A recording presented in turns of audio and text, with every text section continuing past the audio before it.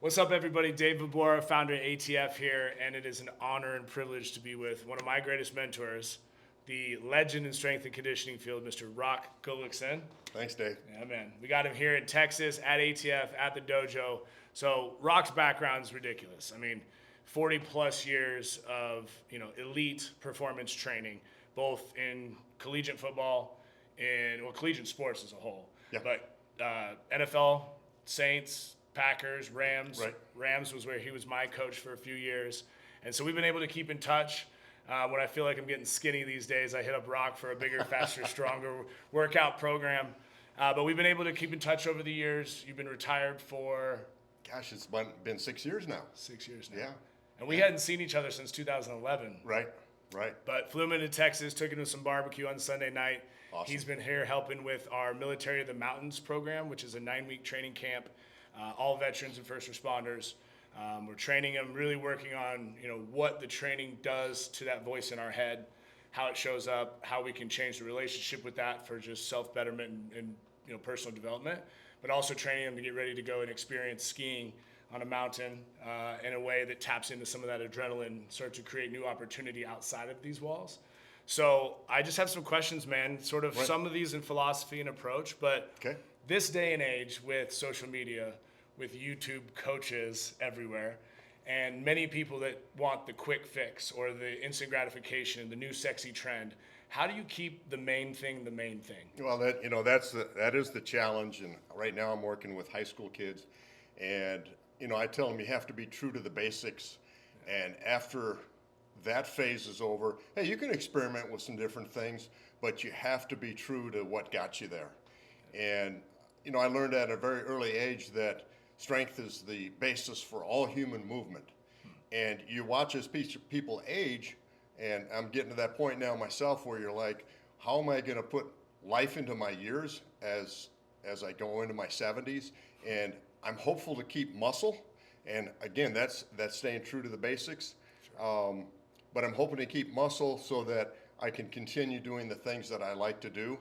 So many people give up on that part, and you watch them diminish physically, and as that happens, mentally everything kind of falls apart, and the voice in your head says, I can't, rather than I can. So, I think staying true to the basics is critical, and there's a lot of ways you can still skin that cat, but I believe in the basic movements as being the primary goal. Well, I think in doing that too, then you establish a baseline and the markers for measurement and retesting and evolving that program. If you're always changing what you're doing, right? What's working, what's not. Right, and the guys over the years, especially the pro players that try to stay in the game for a long period of time, they recognize, hey, your greatest attribute as a strength coach is your consistency. Yeah. You believe in what you believe. We come in, we know what we're going to be asked to do, and I think that's critical in that relationship. Yeah. Well, I tell you this, it's easy to follow somebody. He sent me a video the other night banging out deadlifts of 385, and it wasn't a one rep thing. Let me just put it that way. So you definitely live it. And I've always said, with my own physicality, I don't ever want to answer a phone call and have somebody say, hey, you want to do this, and me not to feel ready or feel capable. Sure.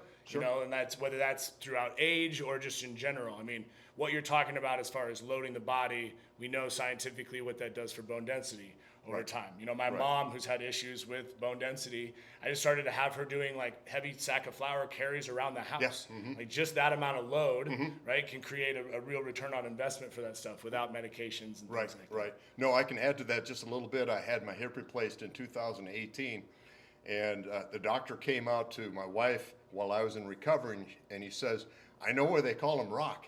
And Terry's just kind of looking at him like, what do you mean? And he says, that bone was so dense, I had to pound and pound to get that hip in place. And so it works, definitely. They probably brought the construction tools out to jackhammer to get you in there, man. I don't remember a thing. Yeah, thank goodness, because I've seen some of those hip replacement surgeries, man. And that's a prehistoric way of doing it. But again, getting people up moving immediately upon that surgery is one of the remarkable parts of, I think that we all have, a doctor told me I need this, right? Like a guy will get 8 quotes on hail damage on his house, but the first doctor that says, you need to cut on this, they're like, oh, the doctor told me. Yeah.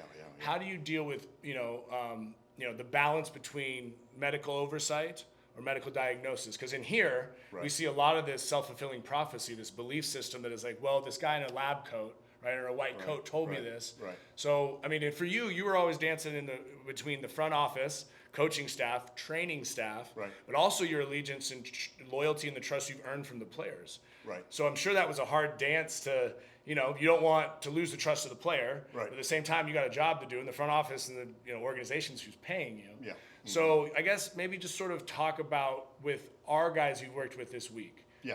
Have you seen some that you can tell that, what the medical process did to them, they're still sort of hung up in? They're not believing that there's possibility outside of that? Yeah, they're trying to break free from, what they've been told to what they truly believe. And as warriors, they're like, hey, when is it time for me to go again? Yeah. And it's pushing the right buttons. It's getting to know the guys. It's an understanding of where they're at and where they want to be, and just sitting back and analyzing their movement and stepping in when you feel that you're most comfortable to help them advance. There is a tightrope in the NFL. It was an understanding between the head trainer, the head athletic trainer, the head football coach, and the weight room, that we're all on the same page. I was super fortunate because I had some really great athletic trainers that believed in, hey, let's get them strong. Let's do those things first and foremost, and then we'll take care of the rest of it on the football field. Yeah. Well, that leads me to a great one. Is what do you think the biggest misconception about strength or strength training is? Well, it's an understanding that it doesn't happen overnight. It's going to take. There's a building phase. It takes time to get to where you want to go. Yeah. And a lot of guys, especially the most competitive guys that you're around, they know that their movements are being analyzed, and they know what they accomplish is being talked about in coaches' meetings. So it's really an understanding of how the body responds to exercise and the patience, the stair-step approach that you have to take in making your progressions. Yeah. It's caution, it's an understanding, it's patience, but then it's telling the athlete, hey, we got a plan, and we're going to get you from A to B. But, just go along on the ride with us, trust in us, and we'll get you there. Yeah, I thought you did a remarkable job of that with young knuckleheads like me. It's like, listen, you just bring the right attitude and effort, and yes. Leave the worrying up to us. Right. We ask the guys, hey, if you can bring the juice, if you can bring the energy, and you have the willingness to understand and listen to what we're saying, we can take you anywhere. And you look at some of the guys that I've been fortunate enough to be around, and you're like, the special guys are those guys that say, hey, I'm going to trust in you, and I'm going to trust in the plan, and I'm going to be patient with it.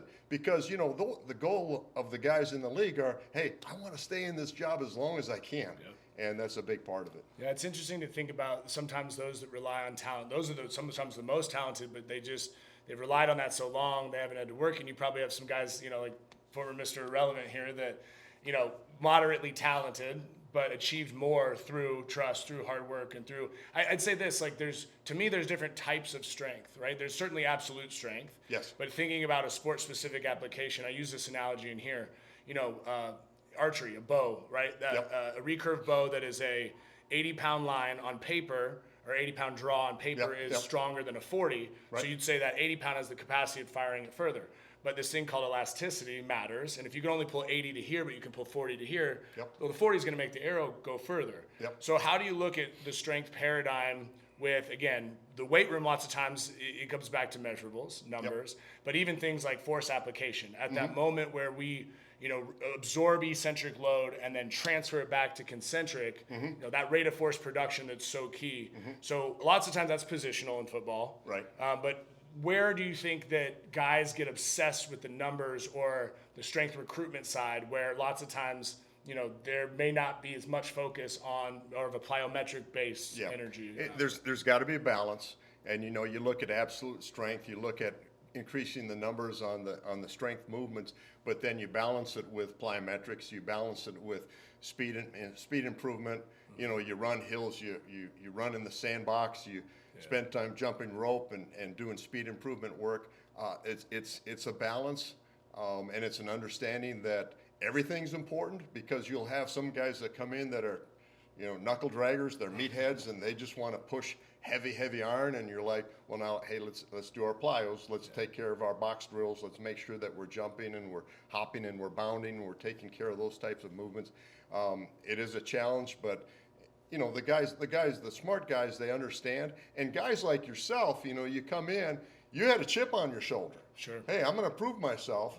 And whereas sometimes you get a first round draft pick that thinks that they've already arrived, and slow are they to learn that, hey man, you still have a long ways to go yourself.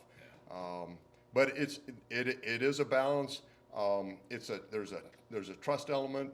And as I got more gray hair, believe it or not, the guys seemed to understand me or believe me a little bit more as time went on. I love it.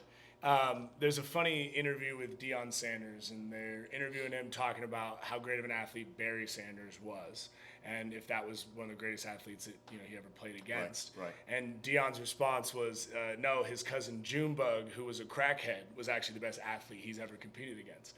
And he's dead serious. He's saying, he'd steal my stuff, and I just have to go chase him down and whatnot. Is there anyone that sticks out in your mind as, hey, this is probably the best overall gifted athlete I've ever trained? Who would that person be? Well, that's not as easy as you think it would be, but I had a chance to work with Aaron Donald when he first got to the league, and the guy just did exactly what he was told. He did the best he could with every rep, every set that he did. He was technically very sound. His focus was so tight, and you recognize right from the very start, like, wow, this guy's special. Now, you have to consider now, he had a lot of training years behind him. Sure. when he got to the league. And so when we talk to guys and we say to them, as we're thinking of bringing them onto the team, how many training years do you have? And if they said, hey, when I started training when I was 18, you kind of go, well, I don't know how much upside there is, how much growth potential there is. But if a guy says, I started training when I was 13, you're like, cool, we can do this. Yeah. And as long as there's still that hunger, as long as they stay hungry and they want to improve and they absorb everything that's around them. And if Aaron Donald does it, what choice does anybody else have on the team? Yeah, it's a scary individual, man. It's a scary dude. Yeah, total respect. Yeah, I've had a lot of fun watching him, man. And I never got to play with him, but in hearing from the Chris Longs, others, just what a gift it was to be on a team with him. What's something that you look for as maybe the most important trait when either hiring somebody into your strength room, and or even looking at somebody that you're training? What is there a unique trait, some intangible? Is there something that or is it just good old give a shit and belief that I can? And well, it's the willingness and the understanding that we have to improve, and that each day there's an opportunity to get better. Growth mindset. Is the cup of knowledge completely full? If so, we can't put much knowledge into that. It's full. If the cup of knowledge is half full, now we got a chance. We can teach this guy a few things that will help him get better. If he thinks he's as good as he possibly can be, you have some difficulty too. Yeah. But if there's an upside in his eagerness to improve, now we can go. It always struck me your humility and that exact thing in you, which was this lifelong learning. I mean, you may have 45, 50 professional years, but it was always clear to me. And Roy asked me yesterday, any times it stuck out when you kind of got fired up on us, right? Snapped on us. And there's very few. There's a couple. There's a couple. But again, to the point that because that wasn't you on a daily, it had maximum effect, right? Whether that's get the hell out of my weight room or, get your asses in the locker room. It was always the same guy. It was those dang rookies. It's always the rookies, man. Rookies are these DBs and wide receivers. It's the skill guys always that screwed up, man. Shoot. What would you say maybe a greatest lesson over your career professionally, something that still rings true today? Well, it's caring about the guys. My wife and I, we don't have children, so I've got a lot of adopted kids that I've worked with, and it's kind of the understanding and the compassion and getting to know the guys and recognizing that we're all human. We're just I'm just one guy, and I want to do everything that I can to help these young people achieve their goals it's kind of putting yourself into the background and being part of the program, but not necessarily. I was never really good at saying, "Hey, man, my program is the best there is." It's just, "Hey, let's work together. Let's come together and decide how we're going to do this." It's all about loving the guys, and taking care of them from that standpoint. Yeah, well, you can feel that servant leader in you for sure. I've witnessed it and benefited my life greatly. Talk just this week, man. You've been with us. This is week 2 of these military guys program, but what has impacted you? What resonates? Well, the guys that are here this week are, guys and gals are true warriors. You recognize the issues that they're dealing with, and you understand how difficult some of them, the road ahead is. Truly inspirational. You stand back and you watch them and you go, wow, if everybody would kind of get the idea of what's happening here, and watching these young people and watching their master trainers and the relationship they're developing, the bond that they're developing, the goals that they're trying to achieve, it's humbling. It really is. Yeah. But you stand back and you go, man, my life's pretty good. I mean, you're like, these guys are fighting this uphill fight, and they will not give up. They're going to fight till the very end, and it's just so inspirational. And I get emotional a couple times a day just watching. Yeah. I get the chills right now just thinking about what these guys are going through and how hard they fight. It's truly humbling. Yeah.